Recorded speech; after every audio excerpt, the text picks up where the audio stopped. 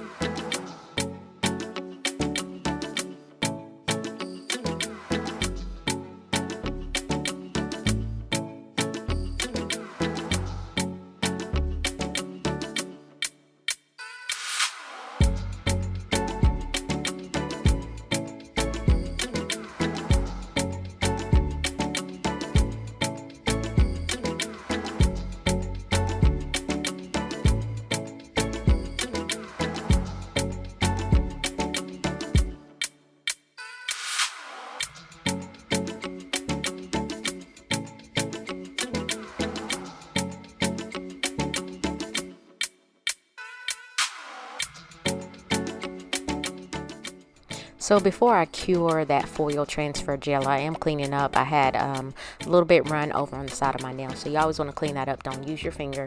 That could lead to the development of gel allergies. So I've read and I've heard by actual nail professionals, or certified nail professionals. So I'm taking that foil, and I have my nail art tweezers that I got from Color My World Dips, and I'm going to place that nail foil on my nail, and then I'm going to take the silicone part of those nail art tweezers and I'm going to rub. Now with this particular foil, it did not transfer all the way, and you'll see that coming up pretty soon here.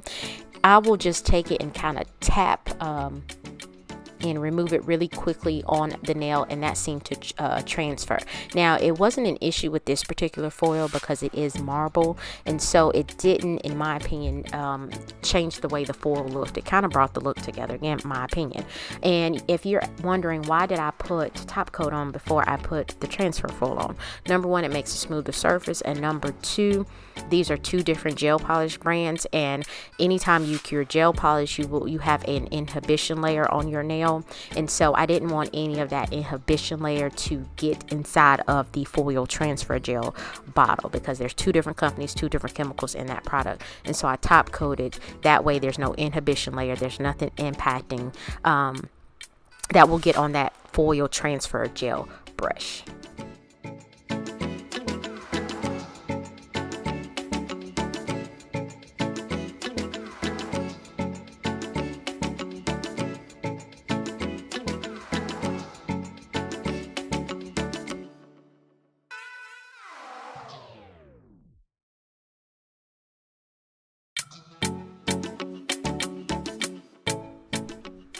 And you can see here I'm tapping, lift, tap, lift, and it's transferring the image. And again, you always also what am I talking about? I always, if I'm using a full transfer foil.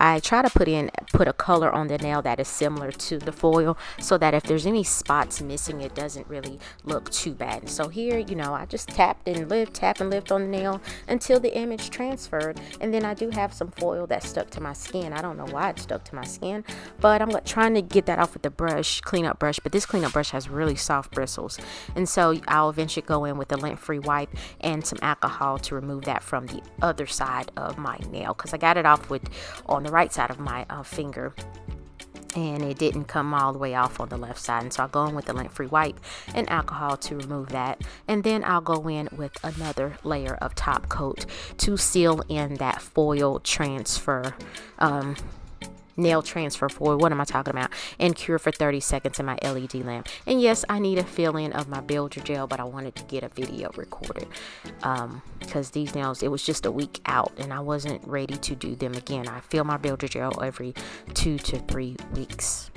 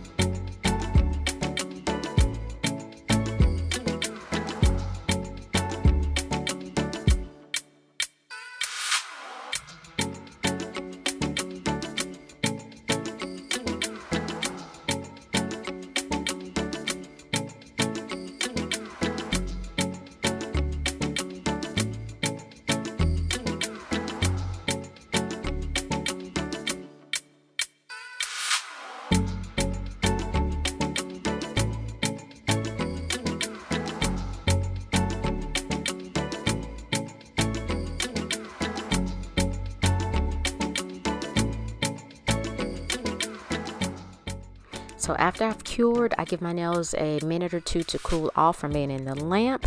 Nice and shiny, nothing super extra here, just a little accent nail. I'm going to apply my favorite cuticle oil and massage that in.